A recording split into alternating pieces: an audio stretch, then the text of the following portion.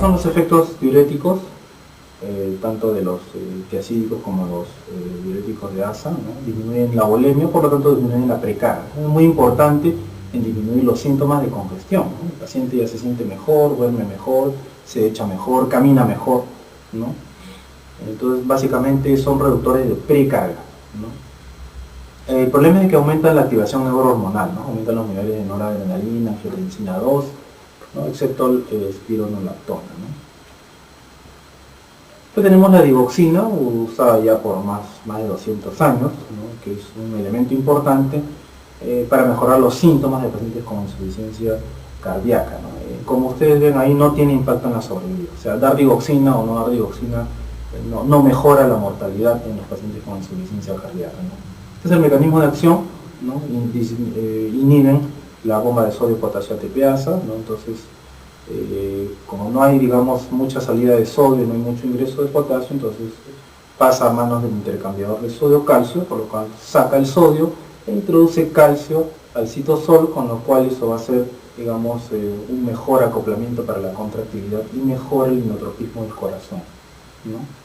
Estos son los estudios que hicieron con digoxina. Fíjense que la mortalidad o el empeoramiento de la insuficiencia cardíaca es casi muy similar al placebo, ¿no? Y la mortalidad total es básicamente igual, ¿no? O sea, la digoxina realmente no ha producido ningún impacto en la mortalidad, ¿no? Entonces la digoxina realmente no ha mejorado, digamos, la condición de carga del corazón, y el corazón sigue todavía pues en insuficiencia, ¿no? Después tenemos acá este esquema en los cuales tenemos reductores de precarga, reductores de poscarga, básicamente, que son vasodilatadores arteriales, y los reductores de precarga, los cuales son vasodilatadores venosos y diuréticos, con los cuales se puede disminuir la presión del capilar pulmonar y la presión y reducir la congestión pulmonar, ¿no? Entonces estos son los reductores de poscarga, básicamente el bloqueo del sistema renina-angiotensina-aldosterona. Tenemos los inhibidores ECA, donde están el captopril, el enalapril, isomil, todos los priles que pueden existir, y los bloqueadores de receptores de angiotensina 2, donde están todos los sartanes, ¿no? Los sartán, valsartán, candesartán y receptor y otros más, ¿no? Estos son los reductores de poscarga, los IECA, que son el tratamiento de elección en los pacientes con disfunción ventricular, ¿no? Entonces, acá hay, digamos, efectos benéficos de ambos, tanto de los inhibidores ECA como los antagonistas receptores de angiotensina 2, ¿no? En los cuales uno puede empezar tanto con IECAS o con ARA2, no hay ningún problema. Ambos tienen un buen efecto. Con cualquier, digamos, IECA o ARA2 se puede comenzar, sea con captopril, sea con los sartán, enalapril, etcétera, etcétera, porque es un efecto de clase, ¿no? Antes se utilizaban los ARA2 para los pacientes que no toleraban los inhibidores ECA, ¿no? Pero actualmente se pueden utilizar indistintamente, ¿no? El problema es que los inhibidores ECA provocan mucha tos, ¿no? Entonces eso es, digamos, evitado con los ARA2. O los pacientes que toman IECA también tienen más retención de uricreatinina, a diferencia de los ARA2, ¿no? Lo mismo para el potasio, más retienen potasio los IECA y menos los ARA2. Entonces, digamos que en ese aspecto antes se prefería utilizar de repente más ARA2, pero se utilizan en forma indistinta ambos, ¿no? Después tenemos otros vasodilatadores que no son específicos, como son la hidralacina y el isorbide. La hidralacina no lo tenemos en nuestro medio. El isorbide sí, usualmente muy útil en pacientes con cardiopatía coronaria e insuficiencia cardíaca, ¿no? Definitivamente los calcio antagonistas no son de beneficio, por lo cual están contraindicados, ¿no? No se debe usar ningún calcio antagonista en pacientes con insuficiencia cardíaca con disfunción ventricular sistólica. El mecanismo de los inhibidores ECA, ¿no? Básicamente bloquean la enzima convertidora de la angiotensina, entonces lleva el pasaje de angiotensina 1 a angiotensina 2, por lo tanto disminuyen los efectos de estimulación simpática, de segregación de la vasopresina, de la estimulación de la liberación de aldosterona, y se disminuye la vasoconstricción, ¿no? Se produce más bien una vasodilatación y una reducción de la poscarga, ¿no? Y por otro lado, ¿no? Ya no se produce, digamos, el metabolismo de la bradiquinina a través de la quinasa 2, y por lo tanto se van a seguir produciendo elementos vasodilatadores como son las prostaglandinas, y para producir mayor disminución de la poscarga, ¿no? Este es el estudio o los estudios que fueron, digamos, la piedra angular en el tratamiento de la insuficiencia cardíaca con este tipo de vasodilatadores. El famoso consensus, estudiado en pacientes con clase funcional 4, los cuales se les dio placebo, o sea, eran pacientes que recibían dieta hiposódica, diuréticos y digoxina, ¿no? Y como terapia estándar, ¿no? Y a los pacientes, el otro brazo, en los cuales se le daba también dieta hiposódica, diuréticos y digitálicos, y se le sumaba también el enalapril, ¿no? Y fíjense cómo a lo largo de los meses, cómo disminuía en forma importante la morbimortalidad en los pacientes con insuficiencia cardíaca clase 4, ¿no? Esto fue, digamos, el estudio que empezó a marcar un hito en el tratamiento de la insuficiencia cardíaca con vasodilatadores tipo inhibidores secos, ¿no? Y después se hizo un estudio con el SOL, ¿no? En los cuales se utilizaron también enalapril, pero en pacientes con insuficiencia cardíaca clase funcional 2 y 3, donde también se encontraron resultados bastante buenos en reducción de morbimortalidad, ¿no? Después tenemos estos fármacos inhibidores de la angiotensina 2, o sea que básicamente bloquean los receptores de angiotensina 2, ¿no? Tenemos dos tipos de receptores, el receptor AT1 y el receptor AT2, ¿no? Básicamente estos bloqueadores son bloqueadores selectivos de receptores AT1 y evitan eso directamente producir la vasoconstricción y acción proliferativa de los elementos digamos, de la estructura vascular y cardiovascular, ¿no?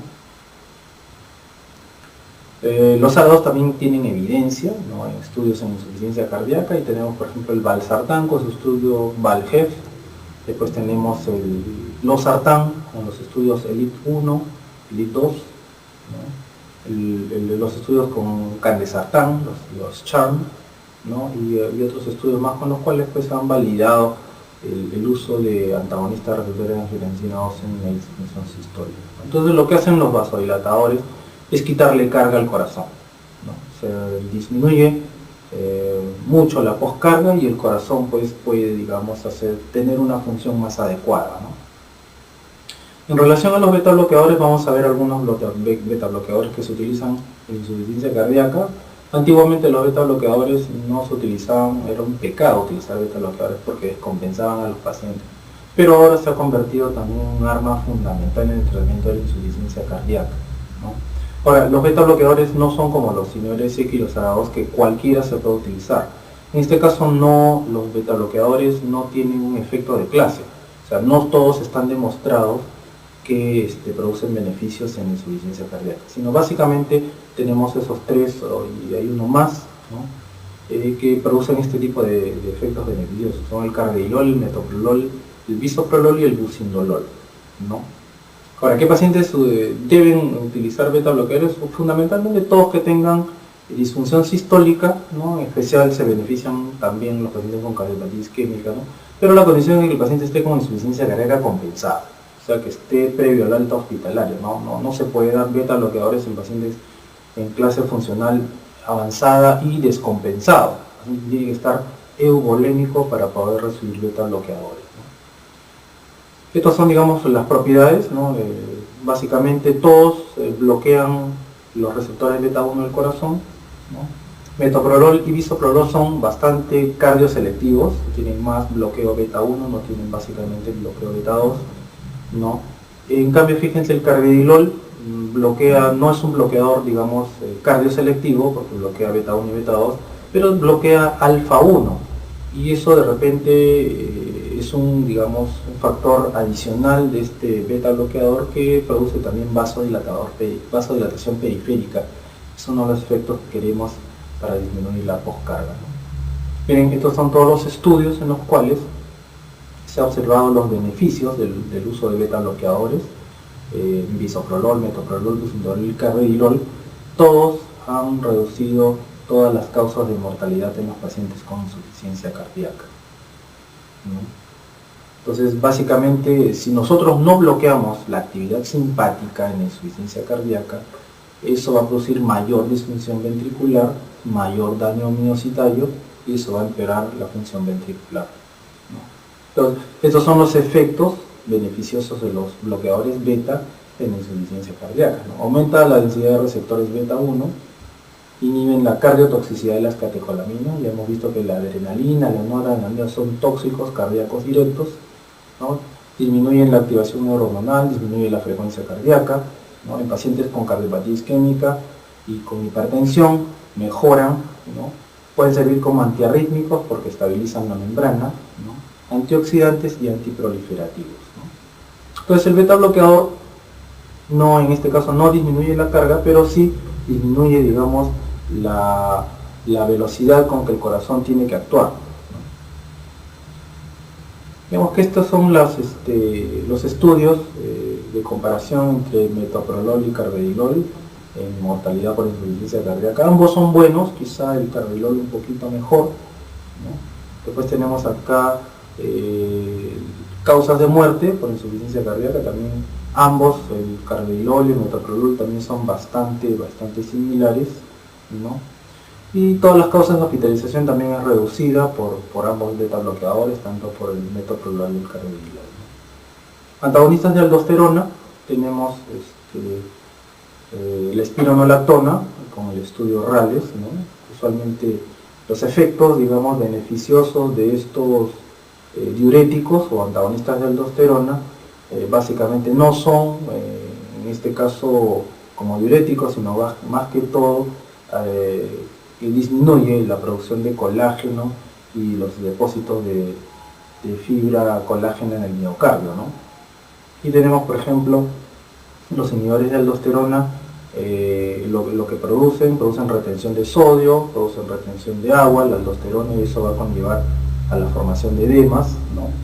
La provocación de esta aldosterona de salida de potasio y salida de magnesio, eso va a conllevar a que el paciente tenga más propensión a arritmias y a muerte súbita, ¿no?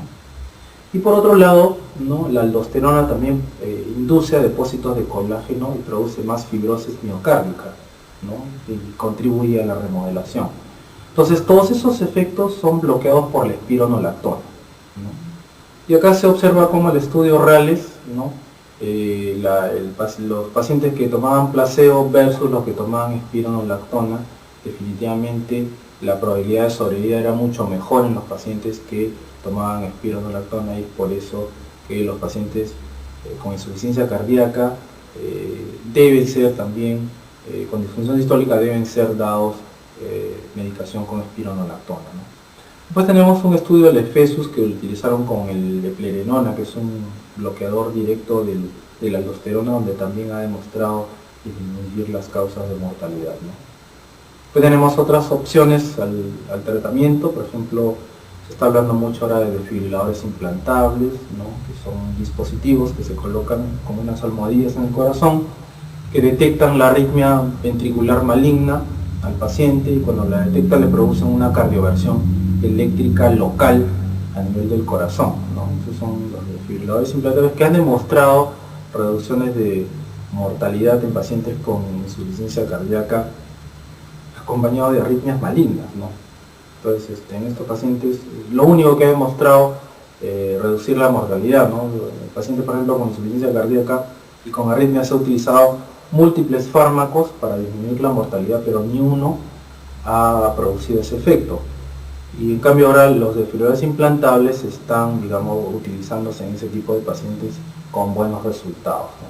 Después tenemos el marcapaso biventricular y la resincronización, ¿no?, los cuales se utilizan en pacientes con ciertas características, ¿no?, que tienen, por ejemplo, una disincronía entre la contracción y la relajación entre el ventrículo derecho y el ventrículo izquierdo por un QRS muy ancho, ¿no? Entonces en ellos también la resincronización cardíaca a través de un marcapaso biventricular ha mejorado también y ha reducido los índices de mortalidad, ¿no? Finalmente, el soporte ventricular con balón intraaórtico y dispositivos de asistencia mecánica del ventrículo izquierdo también son de importancia en el tratamiento, pero básicamente son más que todo como un paso previo al trasplante cardíaco, que, bueno, hasta ahora es una cosa que sí también ha mejorado la movilidad en los pacientes, ¿no? Estas son algunas recomendaciones para los dispositivos, para los dispositivos que se utilizan de asistencia en el corazón, ¿no? Por ejemplo, la terapia con resincronización Es muy útil en pacientes que tienen clase funcional 3-4, ¿no? Que tienen un QRS bien ancho de más de 120 milisegundos, ¿no? Y está descrito que eso reduce la mortalidad, ¿no? Y digamos, en los pacientes que utilizan desfibrilador implantable, ¿no? Básicamente indicado en pacientes que tienen una etiología isquémica, ¿no? Otros también se pueden utilizar en algunos de etiología no isquémica, ¿no? Previos a un arresto cardíaco, un paciente que tiene una arritmia maligna, ¿no? Ahora, este es el balón intraórtico. El balón intraórtico básicamente se utiliza como un dispositivo previo a un trasplante cardíaco, no ha demostrado, digamos, reducir mucho la mortalidad, pero sí ayuda previo a un trasplante, ¿no? Estos son los dispositivos de asistencia mecánica, que también es lo mismo, ¿no? Básicamente se utilizan ya en estadios finales, ¿no? En los cuales el paciente también está esperando por un trasplante cardíaco, ¿no? Finalmente, el trasplante cardíaco también tiene sus indicaciones, ¿no? Y usualmente es utilizado en pacientes que tienen pues menos de 65 años, que su clase funcional está en 3-4, ¿no? Que ya el paciente no tiene otras opciones de medidas quirúrgicas, pues no se le puede revascularizar, no se le puede hacer un reemplazo de válvula, ¿no? Y su expectativa de sobrevida pues es baja, ¿no? Entonces en estos pacientes se plantea trasplante cardíaco, lo cual sí definitivamente disminuye mucho, mejora la clase funcional, disminuye los síntomas de los pacientes con insuficiencia cardíaca, ¿no? Y es digamos, un dispositivo que depende mucho pues de los donantes, ¿no? Pero que al final puede reinsertar un paciente pues en clase funcional 3-4 nuevamente a sus actividades ordinarias, ¿no? Bien, eso sería todo. Muchas gracias por la atención.